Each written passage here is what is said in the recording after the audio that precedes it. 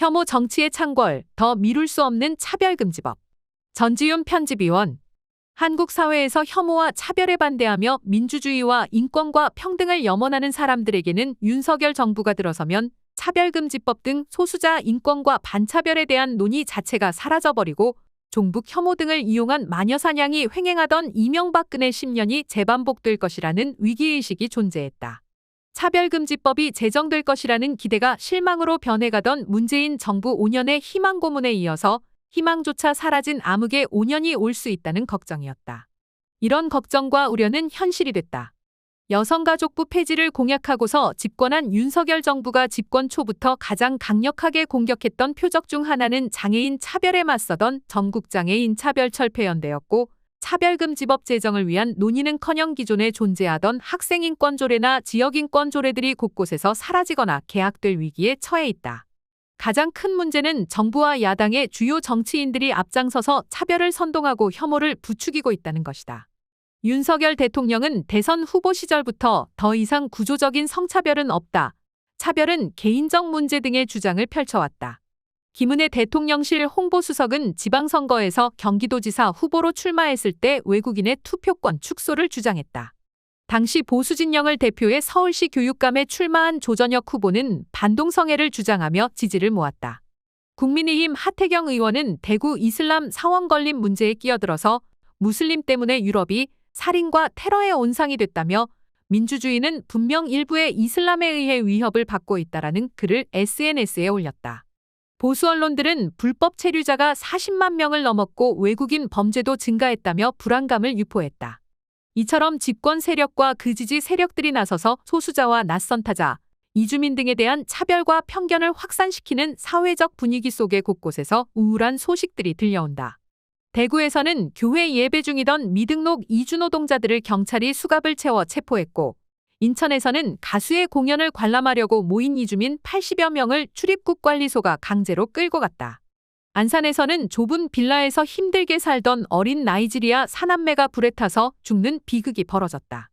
타이에서 온 이주노동자가 10년 넘게 돼지우리 옆에서 먹고 자며 일하다가 숨진 채 발견된 소식도 충격적이었다. 대구에서 이슬람 사원이 건립되고 있는 현장 바로 앞에 잘린 돼지머리를 전시해 놓는 폭력적 행위도 여전히 계속되고 있다. 탈이념을 내걸고 거대 양당에 맞선 제3의 길과 실용주의적 생활정치를 주장하던 시대전환 조정훈 의원이 최저임금을 적용하지 않는 월 100만 원의 외국인 가사도우미 법안을 발의한 것도 놀라운 소식이었다. 노골적인 인종차별이면서 여성 노동자들의 가사노동에 대한 차별적 편견을 드러낸 것이었기 때문이다. 한편에서는 박근혜 정부와 함께 몰락할 것 같았던 종북몰이도 시즌2로 돌아왔다. 국가정보원과 검찰은 민주노총과 진보정당 활동가들을 계속 압수수색하고 체포하면서 과장되고 왜곡된 피의 사실을 유포해 간첩단 사건을 조작하고 있다는 의심을 사고 있다. 윤석열 대통령은 나라의 간첩이 이렇게나 많다라면서 직접 바람잡이로 나서고 있다. 이런 상황은 윤석열 정부와 국민의힘으로 이어진 이 나라의 전통적 보수우파 정치 세력이 종북몰이 색깔론과 타자와 소수자에 대한 혐오와 갈라치기를 기반으로 세력을 확대하고 유지해왔다는 사실을 확인시켜준다. 이들은 영남의 지역적 기반을 가지고 있으면서 극우의 신교와도 연결돼 있다. 최근에 전광훈 목사를 둘러싸고 벌어진 해프닝도 이들의 쉽게 끊어질 수 없는 관계를 재확인시켜주는 계기가 됐다. 이들은 전통적으로 반공주의나 지역주의를 기반으로 종북 혐오나 전라도 혐오 등을 이용해왔지만 지난 몇 년간에는 변화가 나타났다. 여성, 성소수자, 이주민과 난민, 무슬림에 대한 혐오도 여기에 결합되기 시작한 것이다.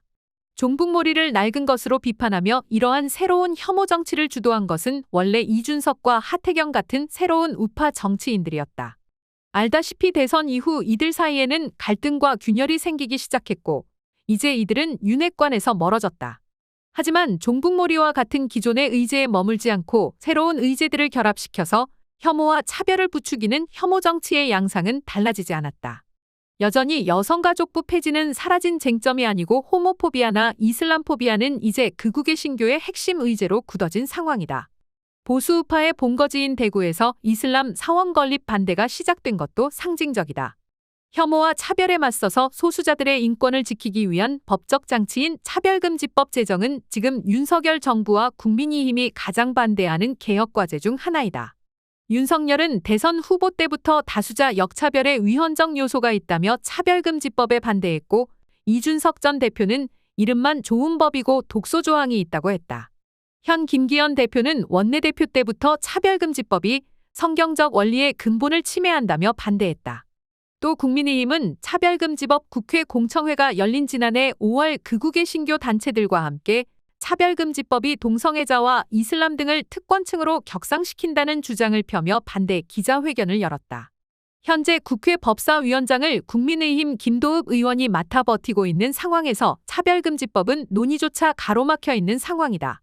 물론 차별금지법을 결사반대하는 극우계 신교 쪽의 목소리 큰 사람들은 결코 기독교인들 전체를 대표하지도 않는 소수이다. 그러나 그 줄기를 따라가 보면 우리 사회의 부와 권력을 독점한 사람들과 연결성을 확인할 수 있다. 강남 대형 교회들은 기득권 카르텔의 일부일 뿐 아니라 우리 사회 파워 엘리트들의 사교와 친목을 위한 허브 구실도 한다. 윤석열 정부와 국민의힘은 이들 극우계 신교 지도자들의 복음주의적 주장들을 진지하게 믿지는 않을 것이다. 차별금지법은 차별과 혐오를 통해서 부와 권력을 늘려온 세력의 이해관계를 위협한다는 게 문제의 본질이다. 교육, 고용, 재화, 용역 등에서 성별, 학력, 고용 형태, 종교, 인종 등에 따른 차별을 유지하고 이용해서 이익을 얻는 일을 어렵게 할 수 있는 것이다. 즉, 진정한 이해관계는 차별과 혐오를 통해서 기득권과 보수적 질서를 유지하려는 것에 있고, 종교적 논리는 그것을 포장하고 지지자들을 묶어 세우는 이데올로기이다. 이것이 대부분의 여론조사에서 국민의 70%에서 80%가 찬성하는데도 차별금지법 통과가 여전히 어려운 이유이고, 윤석열 정부와 국민의힘과 주요 경제단체들이 차별금지법을 한사코 반대하는 이유이다.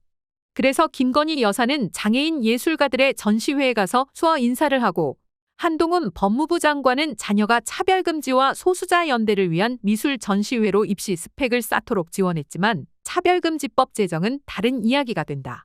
과거에 차별금지법을 대표 발의한 적도 있는 김한길 국민통합위원회 위원장과 퀴어 퍼레이드 참가 인증샷을 올리며 인권 감수성을 과시하던 금태섭 전 의원도 윤석열과 손을 잡고 나서는 절대 차별금지법을 말하지 않는다. 물론 국회 다수당이고 차별금지법을 발의까지 했으면서 계속 윤석열 정부와 국민의힘의 눈치를 보며 책임을 방기해온 민주당의 책임도 결코 작지 않다. 민주당의 진정한 문제는 족벌 언론들이 비난하는 개혁입법 독주가 아니라 국민의힘 핑계대며 차별금지법 같은 개혁입법을 5년 내내 미뤄온 것에 있다. 민주당에는 차별금지법을 노골적으로 반대하는 소수의 세력들과 대다수의 무관심하거나 소극적인 세력들이 있다. 그나마 차별금지법을 발의하고 추진해온 박주민, 이상민, 권인숙 의원 등이 존재하지만 노력하고 있다는 말로 넘어가기엔 너무나 실망이 많았고 더 기다릴 수 없는 상황이다. 얼마 전 기자간담회에서 민주당 이재명 대표가 차별금지법은 필요한 법안이다. 그러나 이게 새로운 사회적 갈등의 단초가 되고 있다. 사회적 합의를 위한 노력을 계속 해나가고 가능한 빠른 시간 내 입법하는 게 필요하지만 무리해서까지 밀어붙일 사항은 아니라고 한 것도 큰 실망과 비판을 일으키고 있다. 개혁을 포기하고 뒤로 미루는 전형적인 논리이면서 도대체 얼마나 더 많은 소중한 사람들이 우리 곁을 떠나가야 정신을 차릴까 싶은 것이다. 하루아침에 모든 것을 해결하진 않겠지만 차별금지법은 우리 사회에 만연한 소수자들에 대한 일상적 차별과 혐오를 줄여나가는 데 중요한 출발점이 될 수 있다. 혐오, 차별, 낙인, 편견 속에 상처받고 죽어가는 사람들을 위한 최소한의 안전장치를 만들어야 한다는 진보정당과 시민사회의 요구를 더 이상 외면하지 말아야 한다. 차별금지법 제정은 검찰개혁이나 노란봉투법, 양곡관리법만큼이나 지금 당장 추진하고 이뤄야 할 개혁이다.